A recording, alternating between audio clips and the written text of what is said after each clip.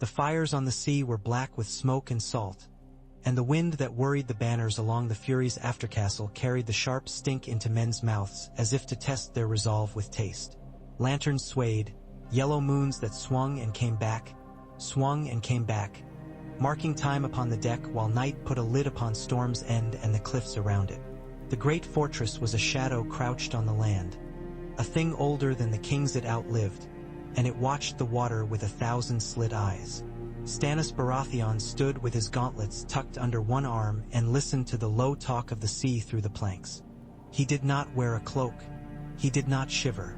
His crown, plain, tight-fitting steel with points honed to honest edges, caught what light it could and returned none. Davos Seaworth waited a pace behind, a step lower on the ladder, as if even the timber should mark their difference. Beyond, the black palisade of men along the rail tried not to look at the Red Woman. "I can end this in a night," Melisandre said, soft as the silk draw of a bowstring. "Your brother will not yield out of love. He will not bend from pride. The realm pleads for a king who will do what must be done." "Must," Stannis said, weighing that word as he would a dull-keeled sword. "You speak of must as if duty were a thing that follows you like a goose. Duty stands in front. If we must, we face it." Melisandre held the lantern out between them, and it gilded her hair, as if the fire loved her. Duty is to life. A shadow can serve where light cannot. A trick is not a service. Stannis's mouth was a thin, hard line. "I will not murder with sorcery the brother I could not best with words. If Renly will not come to his king, I will go without him. I will take what men I have, and we will win or we will be wasted. But I will not see a demon crawl out of your thighs to wear my face." The Red Woman's eyes did not flinch. "You are iron. Iron stains. The stain is the price." Davos shifted his weight and felt the old phantom itch along the ends of his missing fingers. He had seen what came from that red belly. He had rowed in darkness while the thing slid out of her like frost shadows and left the oars as hot as brand irons under his palms. He had thought then that the sea would refuse to hold them. In the black, his gods had been small as pebbles. Stannis put his gauntlets on one finger at a time, the leather snapping home. "I will not have it," he said to Melisandre. "We do what we can with man's hands. Go to the chapel. Pray. Keep your fires. But you will not bear a weapon in my likeness. That is my word." "What would you have me do, your grace?" Davos asked, because between Stannis's decision and the world there was usually the Onion Knight. "You will carry a letter," Stannis said, "and then you will carry another. If my brother's pride is iron, then we must tap at other metals. The North has already thrown off the Lannister yoke. The Riverlands bleed for it. If the wolf will bite the lion's flanks and the trout will cut his nets." He turned his head and the sea took the rest of the words into its sleeve. "I will make them an offer of justice." Davos touched 2 fingers to his brow. "Aye, your grace. Write it tonight," Stannis said to Maester Pylus, who had crept up with a sheaf of parchment and a face that wore worry like a habit. "Plain words. I will not trim truth to fit a trout's mouth." Melisandre dipped her head, as if acknowledging a prophecy that had changed its shape. "The fires show Blackwater Bay green as spring. They show iron drowning and iron rising. Do not scorn the warnings of R'hllor. When the river is before me, I will look," Stannis said. He turned for the ladder down to the cabin. The lantern's little son skated over his crown and went with him. When the hatch shut, the wind and the water were louder again. Melisandre fixed Davos with her wild calm gaze. "You praise a man for refusing to use the knife I offer, when each day's delay cuts 10 throats. I praise him for being Stannis," Davos said. "If he were any other man, I'd not be on this deck." "You fear shadows," she said, as though the fear were a childish thing he should grow out of. "You fear power that does not come with a hilt. A mother fears the knife that opens her, yet without the cut no child." "I fear that we pay a debt we don't reckon," Davos said. "I'm a fool for counting, mayhap, a smuggler's habit. But I know the cost of things." "You will know the cost at Blackwater," Melisandre said, and her smile was like the edge of a sickle. The city will burn with green tears. Where they fall, men will pray to any god who is not there. Then we'd best fetch water, Davos said, and went to find Salador San and a chart that knew the city's river better than his bones did. The letter traveled on a galley's breath and a rider's spine. It carried Stannis Baratheon's iron script and the weight of a king who had not smiled since he learned how to read. By the time it reached Riverrun, the river had taken another day from the flood and left the reeds bent as if in prayer. Catelyn Stark read it twice at her father's table while Hoster Tully slept and muttered dead names that the current had stolen away. Her hair was bound in a single heavy plait, and her hands lay quiet around the parchment. Ser Brynden stood with his thumbs hooked in his sword belt, gray as the trout upon their banners, eyes like flints polished in a cold stream. He will recognize the king in the north, after the realm is set to rights and the false issue torn from it. Catelyn did not look up. He gives terms as if he were a miller counting sacks. He offers justice to the Riverlands, Lannister levies punished, reparations from the crown's treasury, guarantees of free passage upon the Green Fork and the Red.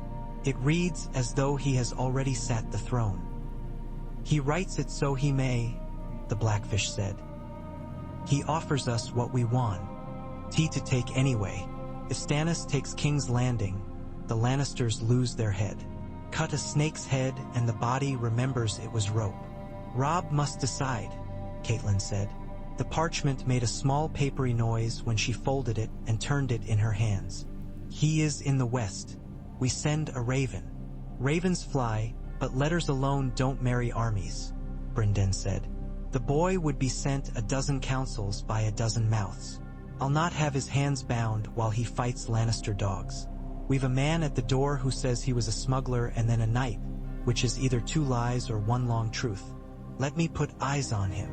Davos Seaworth was shown into the solar with his hat in his hands, which told Catelyn he understood houses as well as ships. He stood steady on the rushes, a lean man, weather-tanned, with a mouth a line as straight as his king's. He bowed without flourish. Lady Stark. Ser Brynden. Ser Davos, Catelyn said. Your letter bears hard promises. His grace is not a man for soft ones, Davos said. But he keeps what he gives. And what does he want kept by us? The Blackfish asked. His gaze took in Davos's missing finger joints with the interest a swordsman reserves for a scar whose story he'd like to hear but won't ask for. Edmure Tully holds the fords, Davos said. Let him keep them tight. Tywin Lannister's relief will not reach King's Landing if he must fight a river that swings fists. If Robb Stark keeps the West busy with raids and fires, the lion will have too many walls to hold in his head. The rest is on us. The fleet and the Crownlands loyal to House Baratheon must carry his grace to Blackwater. But he asks for a man who knows the river like a man knows his temper. The Red keeps chain. The alchemist's Wildfire. King's Landing is a city of tricks. His grace knows of the Wildfire? Catelyn asked, surprised. Knows enough to think like water. Davos's eyes were steady. We've heard mutterings from sailors who unload at King's Landing and come out smelling of pitch and secrets. Men speak of jars and guild halls and a pyromancer with a child's smile. If you put enough powder in a dry place, all it takes is the one breath with teeth in it. The mud gate is their strongest post, Brynden said. Gold cloaks thick as flies. The boom chain that Tyrion Lannister set will hold big ships and cut them like cheese if it's raised once you're in the mouth. Then we don't go in the mouth, Davos said. Not where they think. We strike the winch towers and we strike the guild and we do it quiet. We send boats where men think water ends. There are drains where the old river runs under the walls. I once put onions through a blockade because a rock had a hole and the sea was patient. Holes hate walls. Catelyn watched him. She knew honest men and she knew useful men. The best were both. And Stannis will recognize the North's crown when the city is taken? Davos did not glance aside. It's his word. I would not be carrying it if it were a fancy. He's a hard man. Hard men can keep compacts better than soft ones. They cannot forgive, but they rarely forget. She felt the ache of all the things she would not forgive, and the weight of a promise that would not bring Ned out of winter. My son's consent comes with his counsel, and the counsel is scattered on campaigns. But I see the river at our door. If King's Landing falls to us, my daughters may be within its walls. Then we do the thing in front of us, Brynden said. I'll ride to the fords and make sure Edmure's men sleep with their eyes open. I'll send Ser Desmond with a hand-picked 100 to be lent to the king's smuggler. Men who can swim and keep a knife dry. Davos allowed himself the smallest curve to his mouth. Best to let them think they're my men before they think they're dead. Tell your king this, Catelyn said, the letter a cold band between her fingers. If he keeps his word to the north and Riverlands, if he gives us justice and not only punishment, I will say at every hearth I pass that Stannis Baratheon is a just king. This realm has had enough of clever kings. Davos bowed. He'll be pleased, my lady, as pleased as he gets. In King's Landing, the air above the Street of Alchemists was sweet with anise and lies. Tyrion Lannister followed the pyromancer Haelene through the Guildhall's narrow passages, which had been made by men who loved corridors more than company.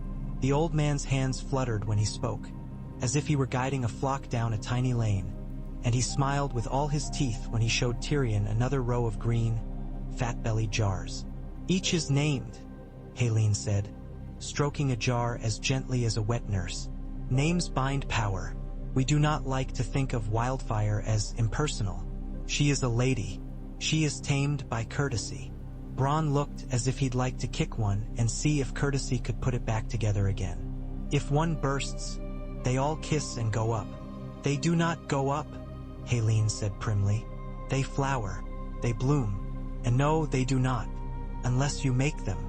Tyrion rubbed 2 fingers across his brow and left a clean stripe in the dust there. How many? More than your Lord Father's patience, Haelene said, beaming. Far more than the previous administration conceived of. The stock we had forgotten to reckon has been remembered. The Lord of Light sends dreams to those who look. Ah, how the jars speak to men with ears. The Lord of Light can keep his tongues, Tyrion said. We need your jars. The hand of the king offers his compliments to the Guild of Alchemists and will double your order. There's a fat boy on the Iron Throne who'd like to keep his seat.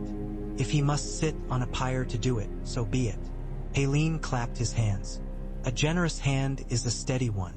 The imp, pardon the hand, will be remembered in our annals. I live to be remembered in annals, Tyrion said dryly. He had a headache. Every plan was a stack of plates with a wobble in it. Keep working. He's silent. Janos Slint's been sent away. Jacelyn Bywater has less appetite for bribes than he should. Silence is not only golden, it is well-armed. The chain will be ready when it's ready. I want your jars at the Mudgate, and I want your men ready to piss themselves at my command. They will be as a choir, Haelene vowed. He did not ask who commanded the chain. Men like Haelene believed all great workings were cousin to their own.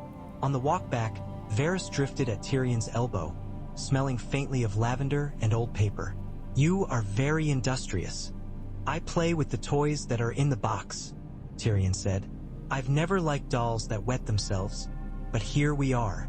The king is a doll that wets everything, Varys said gently. His mother is the cloth that wipes him.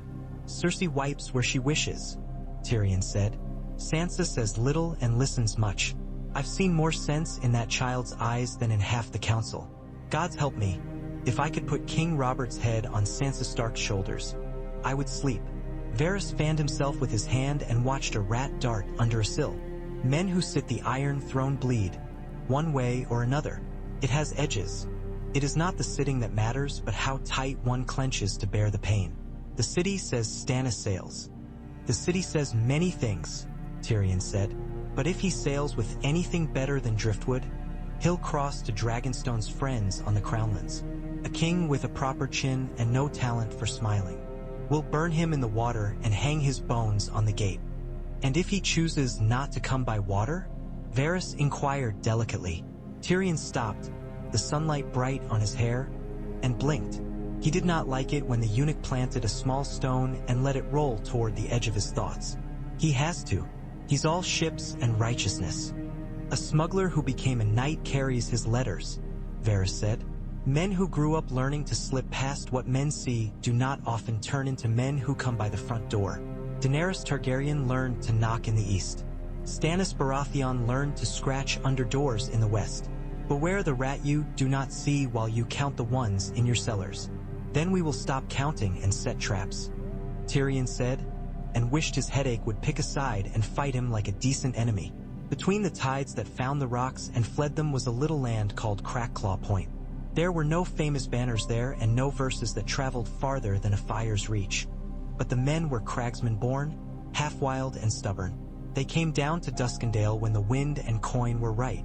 They came now to Davos Seaworth when he put his hand into their place and said, "Here is honest theft for a king." He and the Blackfish stood over a chart weighted where it tried to go with the breeze. Bryndon's finger traced the jagged coast. Davos's tapped the black mouth of the Blackwater rush. "The winch towers are here and here," Bryndon said. "Built to lift nets for fish once. The Lannister imp has made them into a trap. We take the North Tower from land," Davos said. "At dead low, there's a mudflat where a man with steady feet could cross, if he doesn't mind the river trying to claim him. We set rope for the rest. Climb, cut, unship the chain. If we do it while the fire's pretty on the bay, they'll not be watching the edges." "And the Guildhall?" Brynden asked. "A rat runs where grain is kept," Davos said. "We'll run a smaller rope. I've men who swim better than they walk, and a cragsman who says he can smell dry cellars from a mile. There's a sewer that the old city forgot to close when the new walls were made. It goes somewhere a man with smaller bones than mine can wriggle. If we flood the guild's lower vault with the river, that's jars cooled and fuses ruined. Fire that hates water will wrangle water. Let it drown in its own temper. Risky," Salador San observed cheerfully from where he drifted in with fish sauce on his breath and rings bright on his fingers. "Which is to say, fitting. And what if you fail, my sweet onion? What if you come back with hairs singed and eyebrows weeping and say, 'Ah well, we tried to put out the sea with a cup.' Then you sail the fury behind a line of old hulks will set a fire far from the chain," Davos said. "Let Tyrion Lannister light the wrong end of his fuse. While he throws his jars, we come in by the little river mouths. Galleys with oars wrapped, sails soaked. Sand on the decks, leather buckets, wet hides. We don't let flame find a place to take root. We go in tight. We strike the mud gate from both sides, and from the bank." Brynden nodded.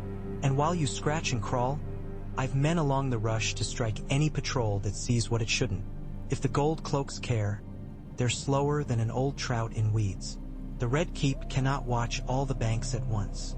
Davos looked to the men he had gathered. Longshore thieves with hands like pads and shoulders used to loads. A pair of sailors from Gulltown who swore they could hear current by laying their heads on oars. A woman from Duskendale whose brothers had taught her to climb by pushing her off roofs and telling her to learn to land. 10 picked archers from Riverrun. 20 cragsmen in seal-stitched leathers who wore knives as if they'd forgotten any other use for a hand. He could smell fear on them, which was good. Bravado got men dead quiet and fast.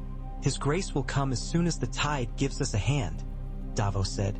"We make the way for him. Nobody gets to be a hero.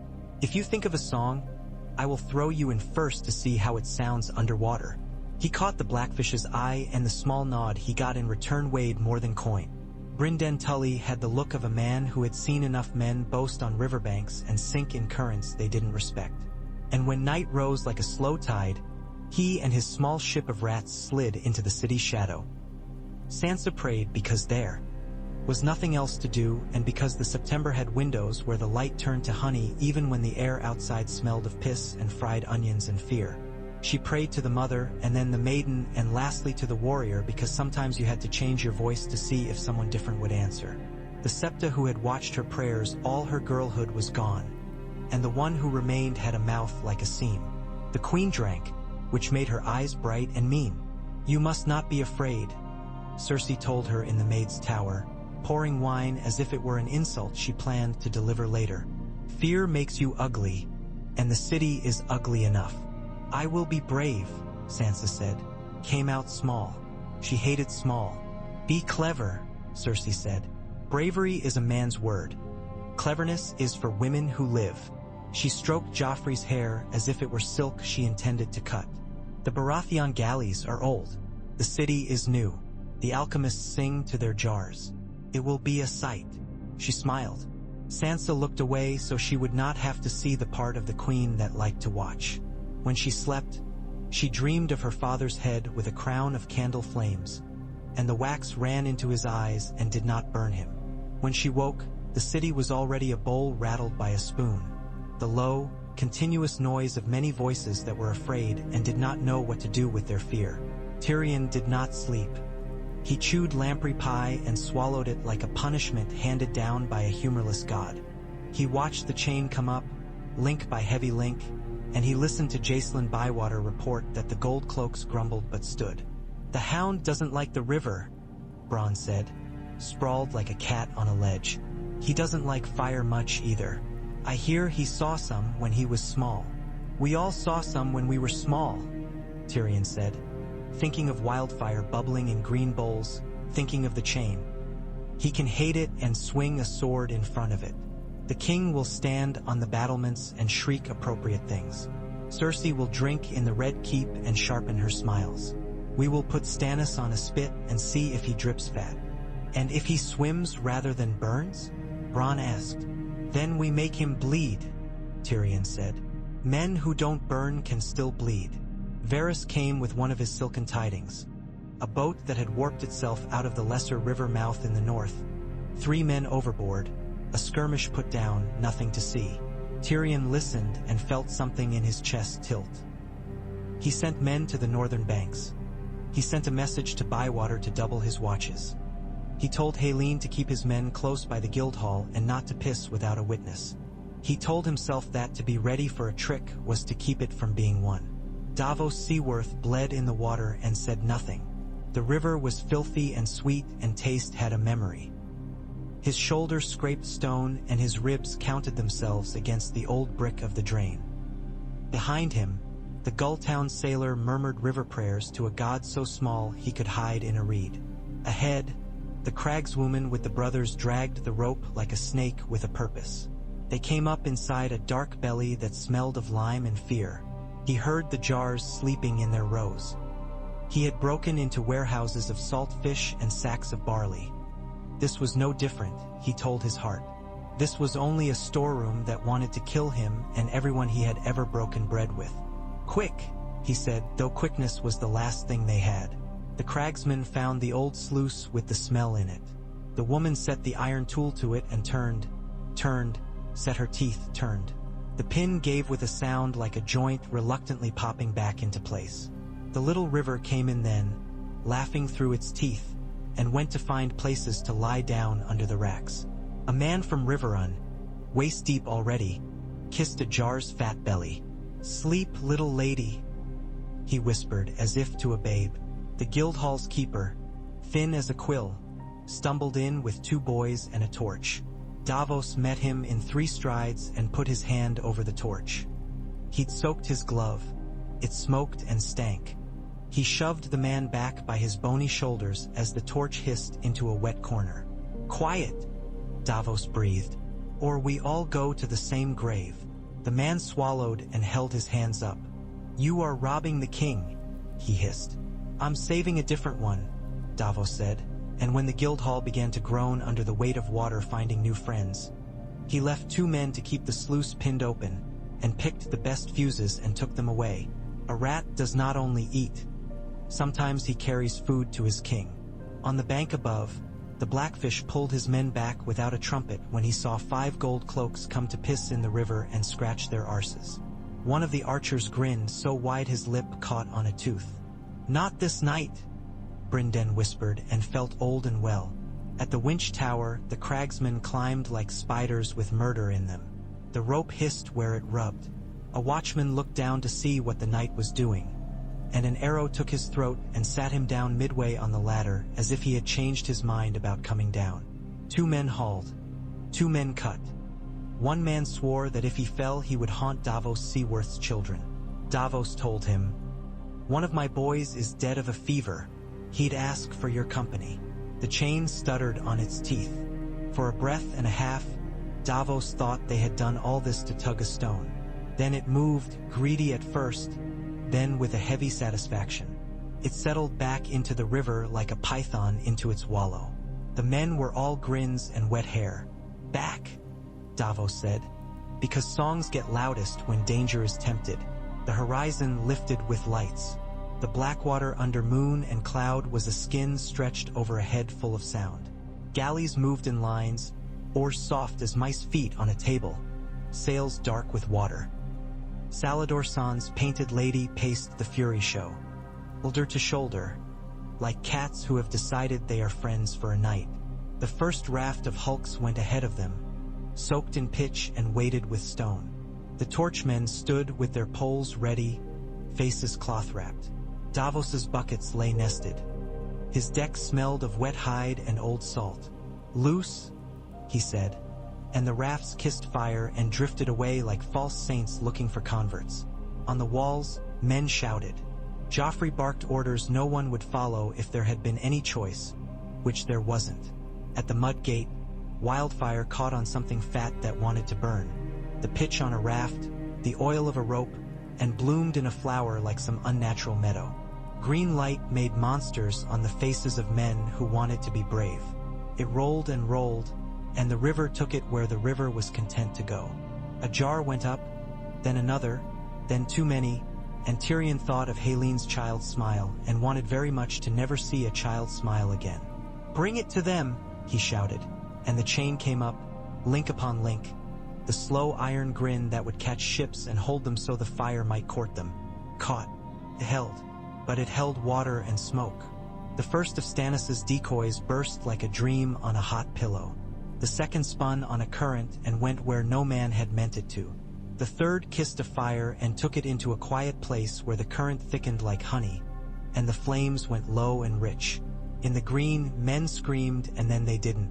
Then the real ships came, not where the jars were thick but where the river's breath sucked and slid along the lesser mouths. They were small and fast and wet as otters. They took in oars without a sound. They nosed into the shadows between quays. From the north came the first thock of grapnels thrown to the winch tower. From the south came the rush of boots and shields where cragsmen and river archers toppled a watchman into the dark. The chain, called by its masters, tried to rise again and found that the teeth swore and took another bite. It lifted a little and then sat, sullen. When it failed with the quiet of a lock that has been taken apart. Davos watched the light paint itself on the river and felt the fury tremble like a stallion thinking of a gate. "Now," he said, and the galley leapt with oars. Sand hissed on the deck. Buckets passed hand to hand. An arrow that came out of the night and wanted a man's eye ended up in the wood between two planks. The man it wanted spat on it and went on. The mud gate's towers bristled with spears. Tyrion saw the river turn into a road and shouted, "Half men! With me!" Because no one else would say the words in a way that made men think they could mean something. He ran down steps he thought might melt under him and felt the breath of green heat kiss his cheek. Mandon Moore moved at his shadow like a thought that did not belong to him. Bronn laughed and killed. The hound came until the fire said its old name, and then he stopped. "Bugger this," Sandor said, his voice raw as bark, and left. Tyrion cut a man he did not know and bled a little. That matching of things seemed important to him. "Hold!" he shouted, and held, and that seemed even more important. When he looked up, the chain towers were wrong. The wrong told him everything. The first of Stannis's men overran the quay on the north side like a tide with hands. They did not cheer. They did not talk. They drove for the base of the tower and the gate's great doors as if a single mind was fixed in their bodies. They came behind shields big enough to despise arrows. A ram that had eaten wet hides to put on courage made a steady heartbeat on the wood. "Joffrey," Tyrion said, and found the boy king in a crown too heavy for a neck that still wanted milk. "Up to the walls. Show yourself." Joffrey's eyes were windows where a child peered out of a house on fire. He puffed his chest because habit does not stop when a house burns. "I'll shoot them." "You'll shoot them later. Now you'll be seen," Tyrion said. "Send for more men to the gate. Send for..." He wanted to say Tywin, but Tywin was away. He sent for prayer instead, which was not something he had learned to use. He used his mouth and his short sword and a voice he did not recognize. It held. For a time, Stannis rode a barge with the fury of a man who would rather have been the barge. He wore mail over leather and a plate over the mail. No plume bounced on his helm. His standard flew behind him, the crowned stag who refused to share his sky with dragons. He had left Melisandre on a cliff to watch the sea burn. He had left Celis to count her new pieties like beads. He had taken with him the only witchcraft he would pray to, which was a well-timed tide and a plan. He saw the chain settle. He saw his rafts perform their little vaudeville and die. He saw his small galleys slip in where the river wanted them and the alchemist's nest had been flooded into sulk. He saw men break on a gate and decided that this was the time for a man to be a witch. "We go ashore," he said, and whatever doubt had lived in his captains knelt. "Your Grace," said one fool who was fond of the history of kings. "You might." Stannis gave him the flattest look in his armory. "I might die, so might you. The city will if we fail. That is all of might." They went ashore under a rain of arrows that made music on shields. The heat was a god that loved everything and could not stop itself. Sand stuck to sweat and made men into new creatures. Davos had the Fury strike twice at the mud gate with her ram's head and then draw off, give a different ship her turn, because Wood likes to rest between insults. From the city side of the gate, a different heartbeat answered. Tyrion's voice and Bronn's laughter and men who did not know they could be brave deciding to try. Mandon Moore moved like ice. The gold cloaks, who had been many-colored under Bywater, held in true brass. The hound had left them, but there were other dogs. Then the cragswoman with the brothers squirmed through the last slot she would fit that night and cut a rope that wanted to be saved more than most ropes. The left door shuddered. The pin in the lower hinge burst like a rotten tooth. "Hold!" Tyrion shouted. "Push!" Stannis breathed. He did not shout. His men heard him anyway. The gate thought about its work. It thought about Wood's old promises to men and Iron's new ones. Then it considered the river and decided it wanted to go that way. It opened not like a door but like a chest wound. There is a point in a battle where noise ceases to be noise. It becomes a weather. Men are wet with it, eyes and ears and mouths. Stannis entered that weather and made his own climate. He drove his sword where it belonged and did not let his heart run faster than his feet. "Forward," he said when there were words to say. Sometimes he did not bother. His presence said it. He saw a short man in a mismatched helm cutting at his knee and thought, what a stubborn dog. And, if this city had more of him, it would be a better place to steal in. He saw Mandon Moore turn like a stick in ice and thrust at the short man's throat, and felt a contempt as pure as salt in a wound. He could not get to them. A boy with hair stuck to his brow like damp straw brought down his axe on Moore's arm, and the world continued. He saw red and black cloaks. He saw shoddier ones than those. He saw a child's crown on a thin neck flit like a magpie. He saw some of his men go down under green kisses that had been meant for better men than they were. He did not count them. He kept count only of the ground. "Take the river gate," he told a man with a voice that had the reach in it and a scar where a beard would never be. "Hold it, Your Grace," the man said, and was gone into all the light. In the Red Keep, Cersei's feast for Fear's wife was laid out, and the wine was at the perfect temperature for treachery. Ser Island stood like a sharpening stone that had learned to hold a sword. Shae smiled and served. Sansa folded her fear small and put it under her tongue, where it dissolved and tasted of iron. Tommen cried until he slept. Joffrey was gone, which narrowed the room's odor by half and made it more bearable. "Do you know why your father died?" Cersei asked Sansa, conversational as a woman discussing weather. "He believed. Belief is for peasants and septons. He thought the law was a wall instead of a curtain." Sansa said something pleasing because the only other thing to say was the truth, and the truth did not like to be in the same room as Cersei when the queen had a cup. When a woman screamed in some lower gallery, Cersei smiled at the sound as if it were music she had ordered. The city shook twice. Once when the gate accepted its portion of fate. Once when the castle understood that iron had entered its diet for the night. "Another cup," Cersei said, and Shay poured. Edmure Tully held the fords because he had been told to and because his pride was a living thing. Pride can get men killed. Sometimes it keeps them standing. The Blackfish rode to him before sunset and told him that King's Landing would be at hazard at midnight. Edmure looked at the water and thought how it never looked at him. Tywin Lannister won't cross my river, he said. He'll have to eat it first. Roose Bolton's cold eyes slid to the west where the fords were low and wide. The Lord of Lannister is not a man to be kept out with a single board. If he finds other crossings, then we shove them under him, Edmure snapped. He wanted to impress the uncle who was the kind of man songs liked to remember. Hold the fords. That's what Robb said. Hold the fords. Hold them, Brynden agreed. And if Tywin splits his force to look clever, bite the part that thinks it is ahead. There were scouts and there were counters to scouts. There were men who wore gray and put dead leaves on themselves and lay in the shallows like logs. And when the midnight messengers came from the south with the news that the city's glow was wrong green, as if spring had spoiled, the fords did not change their minds. They were fords, and fords are stubborn. When Tywin Lannister came with 10,000 tired men looking to move like a knife, he found the river moving like a rope that had decided to be a wall. He did not throw his men against it in a rush of bravery. He was a better friend to his men than that. He tested, prodded, tried to make the river believe it was smaller.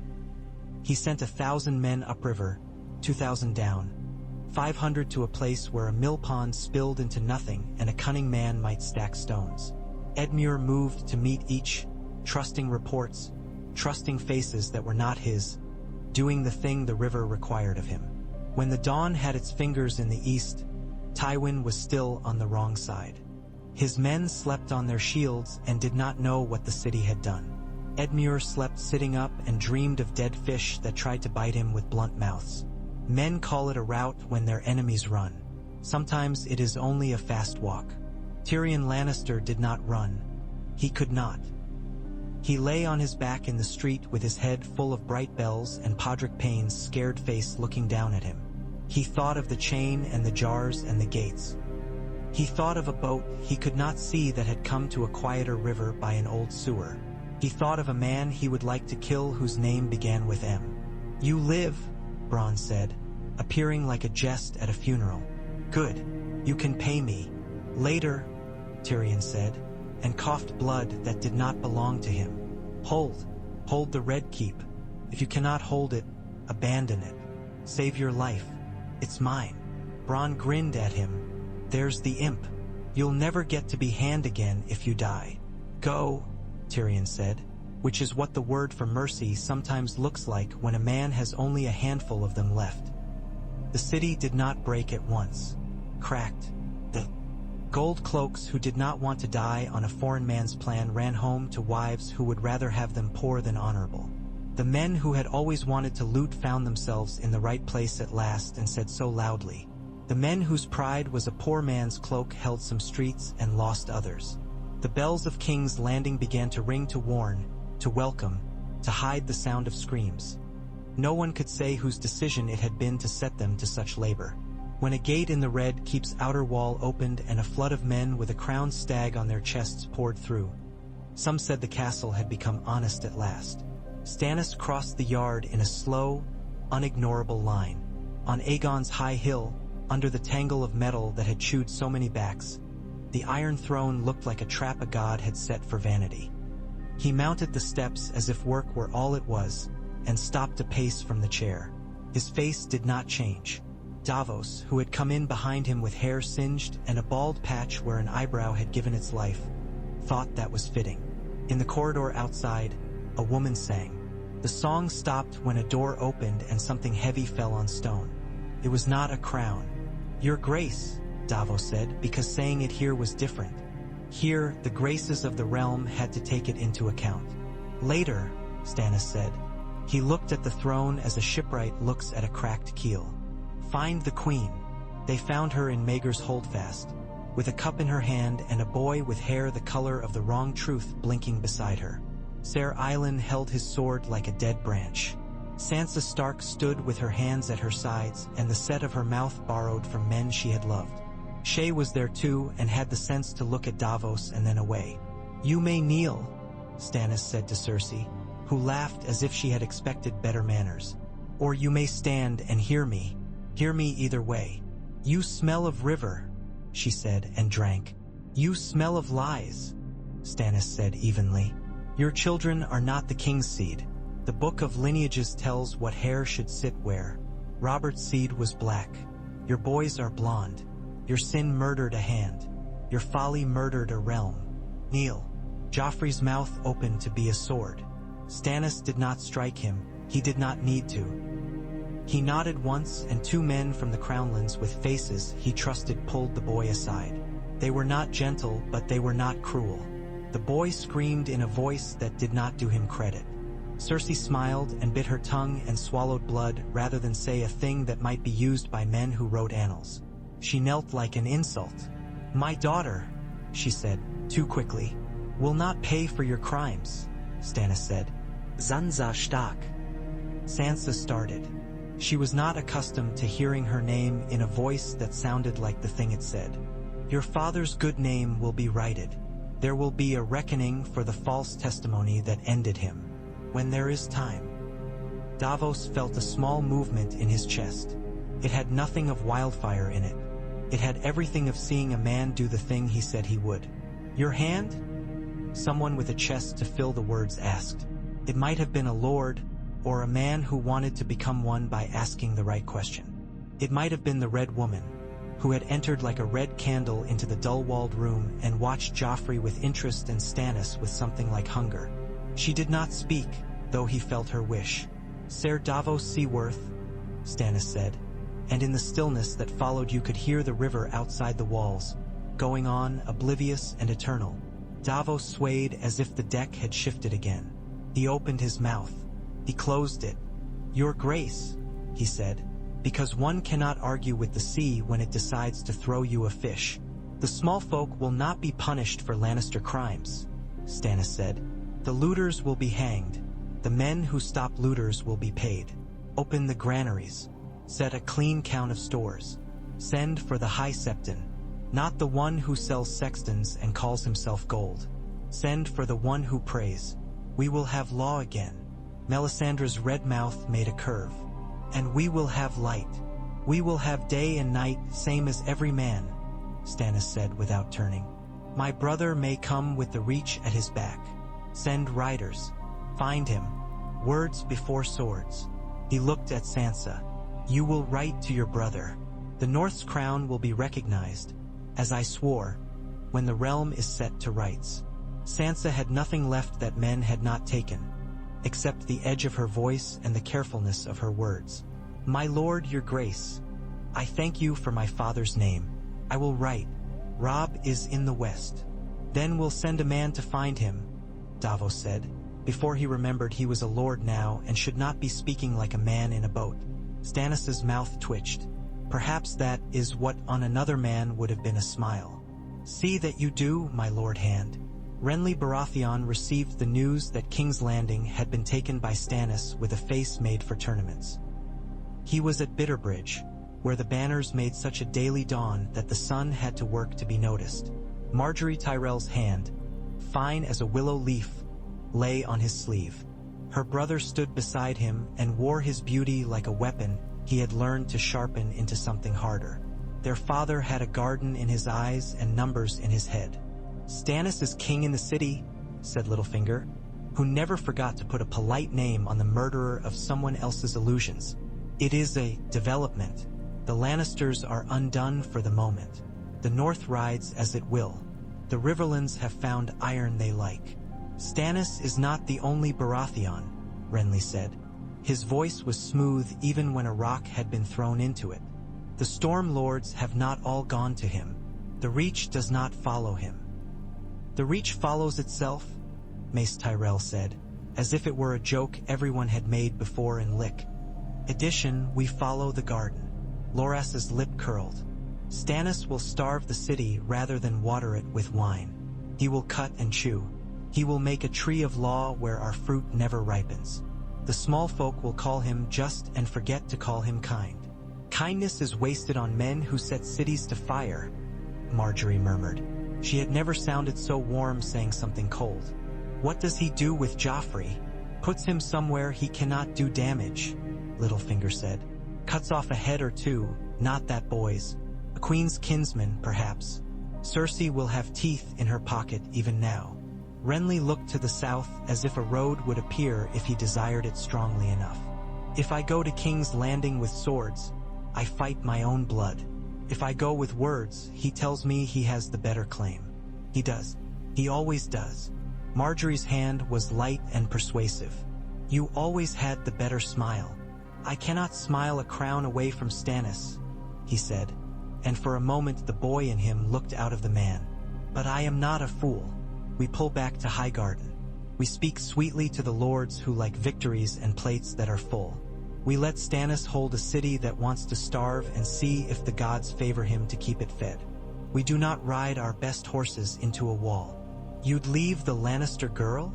Loras asked, incredulous. Cersei's spawn? The wolf's sister. The girl is not a war, Renly said evenly. She is a piece on a board. Sometimes pieces are moved. Sometimes they are lost. If Stannis means to trade her for a kiss from the north, he will. If the wolf means to take her back, he will.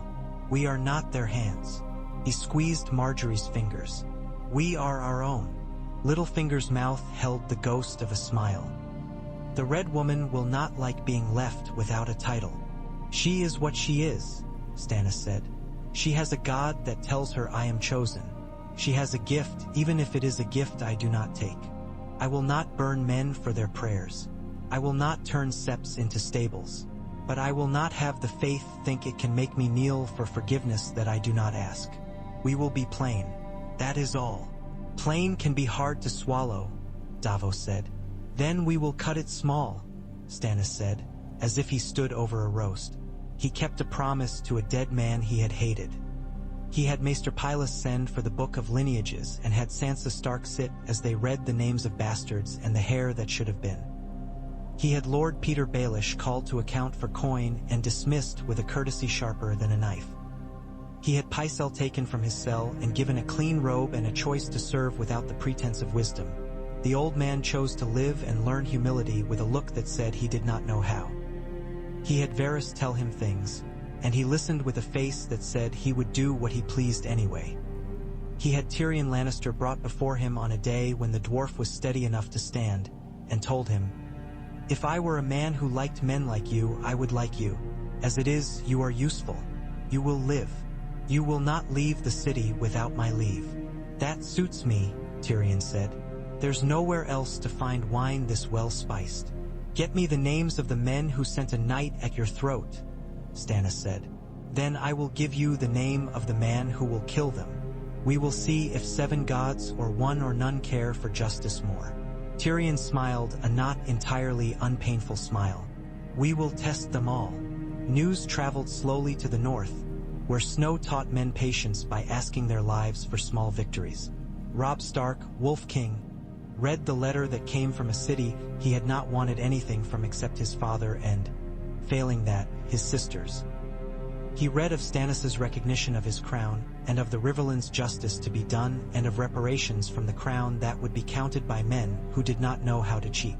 He sat in a tent that smelled of dogs and wet wool and thought of how much of war was handwriting. "Do we trust him?" the great Jon asked, like thunder dressed in furs. "We trust him to be what he is," Robb answered. "He will not love us. He does not need to. If he keeps Catelyn's word and mine, that is enough. The west still bleeds. Tywin is snarling at a river. We pull our men back slow and mean, and the Riverlands get their grain counted in green." He thought of Freys with their pale hands. He thought of oaths that men broke like bread. He thought of letters written with blood invisible to the eye. "Your Grace," said Roose Bolton, whose face was a winter lake. "The North's independence written on a paper in the South City is only as strong as the hand that holds it." "Then we'll keep strong," Robb said, and was not fooled by the flattery in Bolton's bow. "See." Catelyn came to him with eyes that had seen a city change king and not become better for that alone. "Sansa will come to us when Pylus's ravens recover. The girl is a thread on a warp of iron. We pull gently. I will ask for Arya, Robb said. And in that moment he was someone's brother before he was a king. If she can be found. They will not find her, Catelyn said. And a mother's pain put truth where hope would not go. She will find herself, or I will go into the dark and bring her out. He took his mother's hand, ashamed to be comforted and glad to be. Melisandre came to the God's Wood that grew beyond the September where Maester Pylus had left off reading names to Sansa, and the wind threaded the leaves as if leaf were harp. She stepped soft because the place was not hers, and there is power in going quiet into other men's rooms. Davos stood beneath the heart tree like a man who had never seen a face before and was discovering his own. It is an old tree for a city, she said, to announce her presence without making it a challenge. It remembers kings who were never kings, Davos said. You think we lost because I did not bring a shadow, Melisandre said. We won because I did not bring one. She smiled at his look. The God I serve is not your little mother who hides in straw. He is a God of true fire. He is not petty. He does not need to be. The shadows I bore were only emptiness that learned a name. Sometimes emptiness breaks the exact thing you aim at, and the roof comes down after. You speak like a man explaining a lie he told yesterday, Davos said. He did not look at her. He looked at the scarlet leaf that had stuck to the heart tree's lip. You are hand to a king who will never love you, she said. You will do 1,000 hard things for him, and men will not praise you because the song prefers faces. You will fight a war you do not believe is the war that matters. The war that matters is the one you keep in your red mouth, Davos said. The dead walking, the snows. You burned statues on Dragonstone and told us winter smells like ash. She was silent a long time for her. He will bend before that war, she said finally, which surprised him. Her concession had the feel of a river that had decided to go around a rock rather than over it. He will go north because justice has an arrow pointing that way you cannot scrape off. If he has a city behind him that knows how to count grain and hold walls. His going north will not be a running away but a turning toward. And in the meantime? Davos asked. In the meantime your king will be judged by men who say they believe in the Seven, Melisandre said. He will be measured by the reach. He will be envied by the Vale that likes to sit on mountains and write old women's poems. The Dreadfort will send smiles like knives.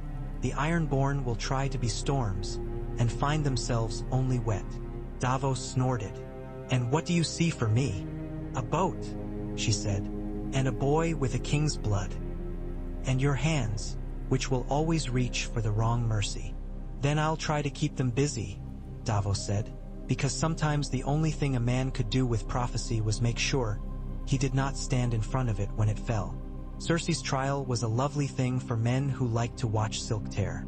The High Septon, no longer golden, no longer fat. This one had hands that knew work and eyes that knew sin.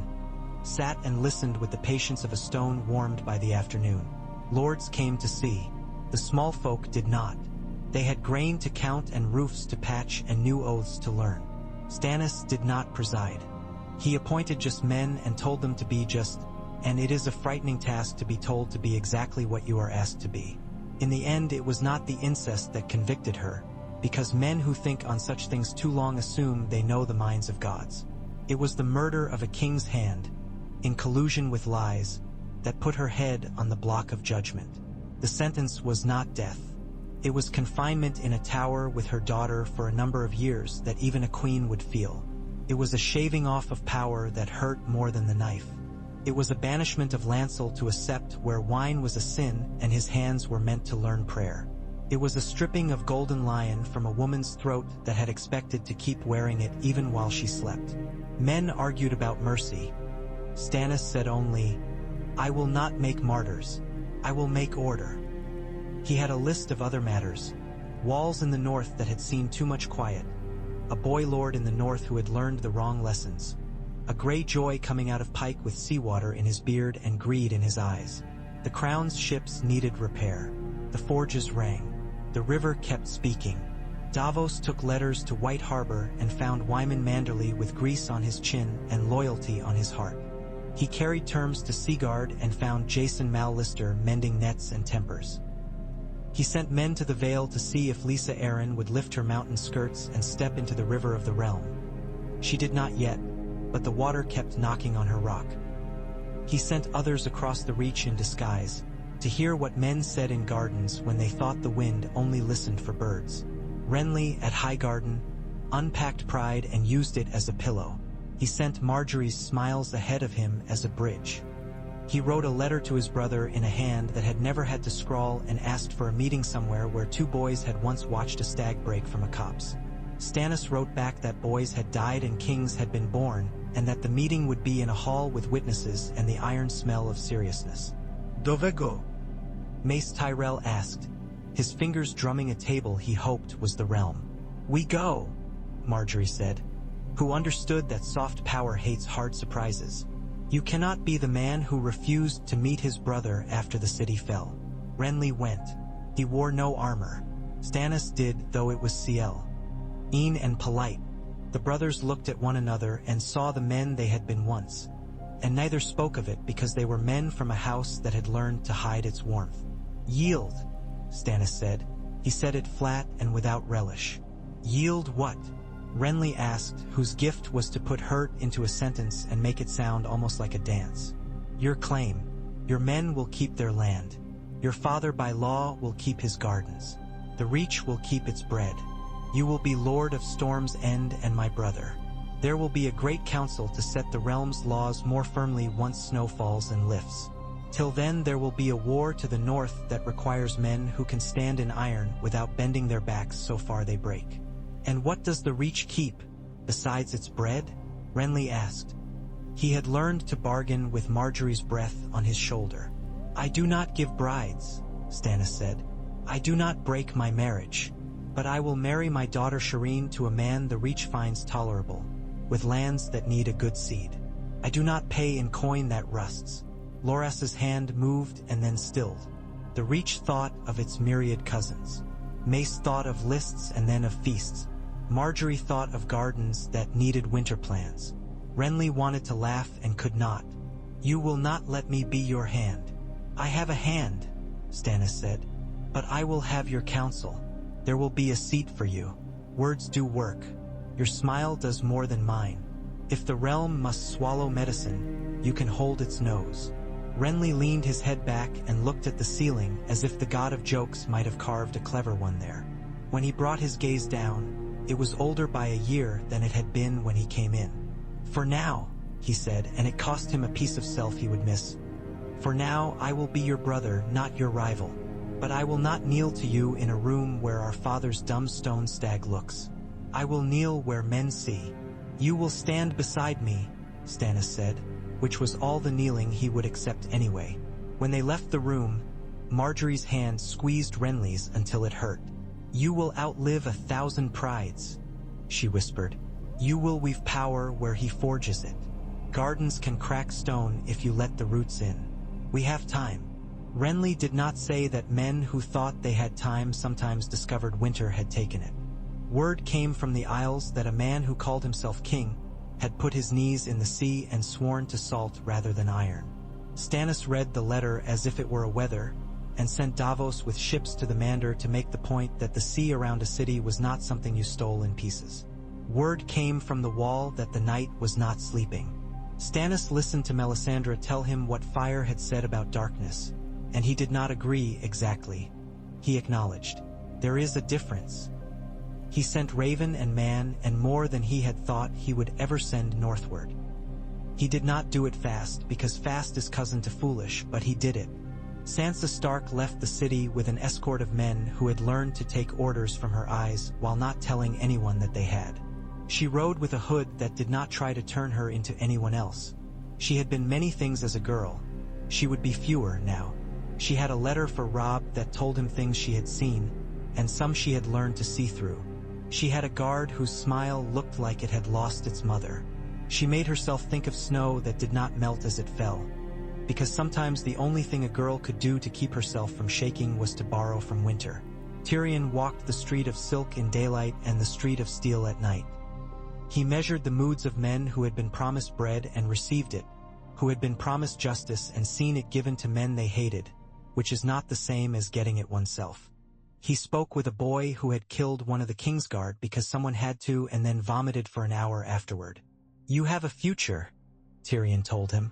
"A man who feels sick after doing what needed to be done is a man who has an appetite for truth." He drank and stopped drinking. He waited for a dagger that did not come.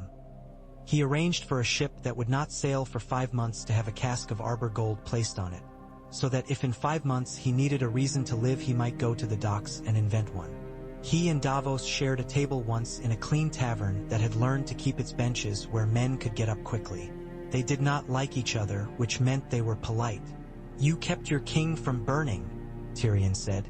"You kept your king from losing too fast," Davos said. He did not say, "And then you lost him." He had learned to be less cruel when truth did not need the help. "You'll go north," Tyrion said. "You look like a man who knows his way around cold." "I know my way around need," Davos said. "The wall is a place made out of it." "Bring back a story," Tyrion said, which was as close as he came to prayer. Davos thought of boys and kings and gods and said, "I'll bring back a man if I can." When snow came to King's Landing it did not stick. But the city looked up and remembered it was part of a bigger thing than itself. The Red Keep's roof took the flakes as lightly as a rumor. In the yard, Shireen Baratheon, who was plainer than childhood deserved and kinder than the world deserved back, tried to catch them on her tongue. She had a new friend, a girl brought from Flea Bottom who had once stolen from her, and then wept when caught and now was set to learn letters with her. They shared a stitch in a scarf and laughed when it nodded. Stannis came upon them, and the girls did what girls do when kings happen to their day. They forgot to breathe. He looked at his daughter and almost smiled in public, which would have been a scandal. He touched her hair and said, "You will learn sums today," and went away with his coat taking snow, like a ship takes spray. He went to a room where a map had learned to be more than a skin under weights. He put a finger on the wall and another on Winterfell and another on a place where men whispered the forest moved and said, "We go when the granaries are full and the roads half passable. We go with men who can keep a fire alive in their hands. We go with truth and law and iron." Melisandre stood at the edge of the room as if it were a shore, and she a woman who had learned to love drowning. "And light," she said. "And lamps," Stannis said. "And blankets. And men who know which end of a cow is kinder." Davos loved him then more than he had when the man had pronounced him hand. Stannis had bent, and he had not broken in the bending. A man like that, a kingdom can follow into dark and hope to come out with a piece of itself intact. The bells of the September of Baelor rang noon. The city sighed and went on. The Blackwater's winter skin wrinkled under a wind that had found a new path through the streets since men had moved a wall. The Iron Throne sat. It would cut again because that is what it had been made to do. Somewhere north of the Trident, a boy chased a dog through new snow and followed it into a grove where the world held its breath. In a cell that had once been the whole world, a man with the Night's Watches black on his shoulders looked at a letter that spoke of a king and of need. He put the letter down. He stood up. He was taller than his doubts. And in a queen's bedchamber turned plain, Cersei Lannister laid her head on a pillow and learned how the absence of a crown weighed more than the jewel itself. The realm had not been saved. Realms never are, not entirely, but it had been given a spine. There would be other fires, and not all of them would be green. There would be betrayals that no god bothered to warn anyone about. There would be mercy, sometimes when it was least expected, because men like Davos Seaworth refused to learn how to stop giving it. There would be law, even when men did not love it, because Stannis Baratheon had decided it was the only thing he would leave that would last longer than his bones.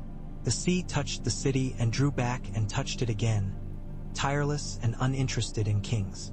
The river ran where it would. The snows learned men's names and forgot them. The candles burned. The shadows did as well, but in a different way. And the night watched and waited and prepared to be met.